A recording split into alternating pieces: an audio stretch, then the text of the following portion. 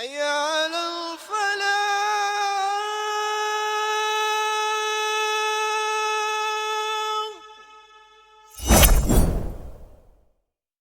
بسم اللہ الرحمن الرحیم الحمد للہ رب العالمین والصلاة والسلام علی رسولہ الکریم۔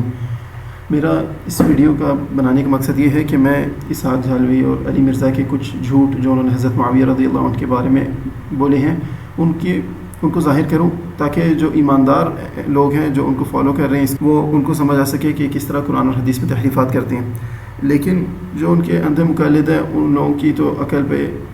پردے پڑ گئے ہیں۔ انہوں نے یا ناسبی کا جھوٹا الزام لگا کے بھاگ جانا ہے، یا وہی تکرار، جھوٹی تکرار 2812 اور اس طرح کے جو ڈیمیج ہیز بین ڈن، اس طرح کی بکواس کر کے انہوں نے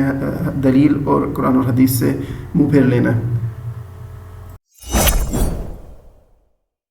سب سے پہلا جھوٹ جو جس کا ذکر کریں گے کہ اسحاق جھالوی اور علی مرزا جو اس کے شاگرد ہیں، یہ لوگ بولتے رہے ہیں کہ حضرت عثمان کے خلاف محاصرہ کرنے والے وہ لوگ تھے جو حضرت عثمان کی خلافت یا ان کے گورنروں سے تنگ تھے، جبکہ نبی صلی اللہ علیہ وسلم نے حضرت عثمان کو پہلے ہی کہہ دیا تھا کہ اللہ تعالیٰ آپ کو ایک قمیص پہنائیں گے اور وہ قمیص آپ سے منافقین اتارنے کی کوشش کریں گے تو آپ ان کو نہ اتارنے دینا جب تک کہ آپ میرے سے نہ مل جاؤ، اور یہ روایت آپ کے سامنے ہے۔ اور دوسری بات، حضرت عثمان کی خلافت اس خلافت میں سے تھی جو پہلے 30 سالوں میں سے علی منہج النبوہ ہے، جس طرح سامنے والی حدیث میں مذکور ہے، اور یہ سب سے بڑا رد ہے اسحاق جھالوی کے اپنے اس جھوٹے دعوے پر۔ اور بات کرنی ہے کہ علی مرزا نے جو اپنا حضرت معاویہ کے خلاف جھوٹا مقدمے والا پیمفلیٹ پھیلایا ہے، اس میں کس طرح حدیثوں کی تحریف کی گئی ہے۔ ایک واقعہ ہے، حضرت معاویہ اور حضرت عمرو بن العاص آپس میں بات کر رہے ہیں، اس میں اس نے جس طرح آپ کے سامنے نظر آ رہا ہے کچھ بریکٹ میں باتیں لکھ دی کہ تمام صحابہ نے متفقہ طور پر حضرت حسن کو خلیفہ مقرر کر لیا، جبکہ یہ بات سب کو معلوم ہے، یہ عام فہم بات ہے کہ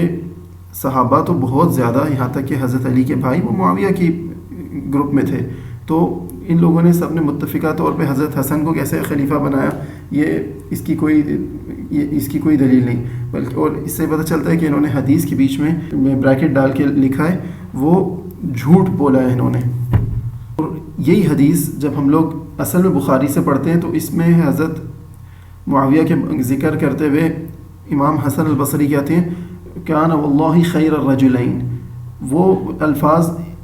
علی مرزا نے اور اسحاق جھالوی نے اپنی خیانت میں اپنے پیمفلیٹ سے نکال دیے، کیونکہ اگر یہ الفاظ لکھ دیتے تو ان کا پروپیگنڈا وہیں پہ ختم ہو جانا تھا۔ اس سے پتہ چلتا ہے کہ حدیثوں میں کس طرح کھیلتے ہیں، قرآن اور حدیث کی کس طرح باطل تأویلیں اور تحریف کرتے ہیں، صرف غلط تأویل بھی نہیں کرتے، ساتھ ساتھ تحریف بھی کرتے ہیں اور باقاعدہ جھوٹ بولتے ہیں۔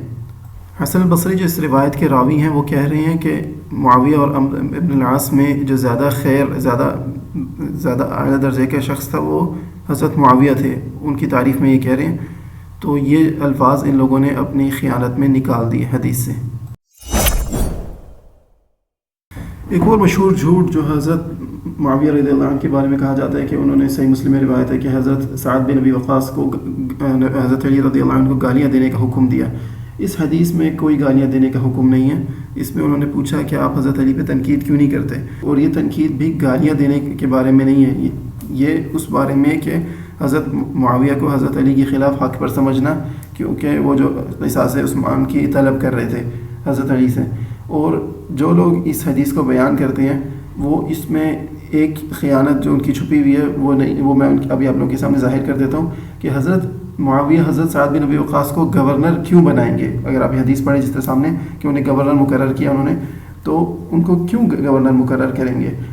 اس لیے کیونکہ وہ حضرت معاویہ کے ساتھ تھے، اور اس کے علاوہ بھی سعد بن ابی وقاص سے منقول کافی فضائل ہیں حضرت معاویہ کے بارے میں، اس میں یہ کوئی چھپی ہوئی بات نہیں ہے یہاں تک کہ لیکن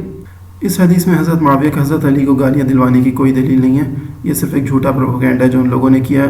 آپ لوگ خود جو ایمانداری سے اس حدیث کو پڑھیں، اس میں کوئی آپ کو ایسا لفظ نہیں ملے گا کہ حضرت معاویہ نے حضرت سعد بن ابی وقاص کو حکم دیا ہو کہ وہ حضرت علی کو گالیاں دیں یا ان پہ لعن طعن کریں، بس تنقید کرنے کے بعد پوچھا کہ آپ کیوں نہیں کرتے۔ ایک اور حدیث جس کے بارے میں یہ لوگ کہتے ہیں کہ حضرت معاویہ کے خلاف استعمال کرتے ہیں وہ کہ نبی صلی اللہ علیہ وسلم نے فرمایا لا اشبع اللہ بطنہ، یہ حدیث میں حضرت معاویہ کے فضائل ہیں، کیونکہ امام مسلم نے اس حدیث کو ان حدیثوں میں نقل کیا ہے جس میں نبی صلی اللہ علیہ وسلم نے کبھی کسی شخص کے بارے میں کچھ ایسی بدعا یا کچھ ایسی بات کہہ دی جس کے وہ مستحق نہیں تھے، اور اس کے بارے میں نبی صلی اللہ علیہ وسلم نے خود ہی کہا کہ میں انسان ہوں، اور اگر ایسا میں کروں تو یہ اس چیز کی اس بندے کے لیے رحمت اور زکوٰۃ اور پاکیزگی کا سبب بنے گی۔ اور دوسری چیز، امام نووی نے جب اس حدیث کی تفسیر کی، انہوں نے اس بات کی تائید کی کہ یہ حدیث معاویہ رضی اللہ عنہ کے فضائل میں ہے، اور لیکن جو ان کے خلاف جھوٹے اعتراضات کرتے ہیں، انہوں نے اس حدیث کو ان کے خلاف استعمال کرتے ہوئے کہا کہ یہ بدعا ہے، جبکہ جس نے اس حدیث کو نقل کیا اس نے بھی اس کو بدعا نہیں سمجھا حضرت معاویہ کے خلاف۔ ایک اور معروف جھوٹ جو بولا جاتا ہے وہ کہ حضرت معاویہ رضی اللہ عنہ نے حضرت حسن کی وفات پر جشن منایا۔ یہ چیز اس کی کوئی حقیقت نہیں ہے۔ اس کی بارے میں جب یہ لوگ دلیل دیتے ہیں تو وہ ایک حدیث بیان کرتے ہیں، ایک واقعہ ہے، وہ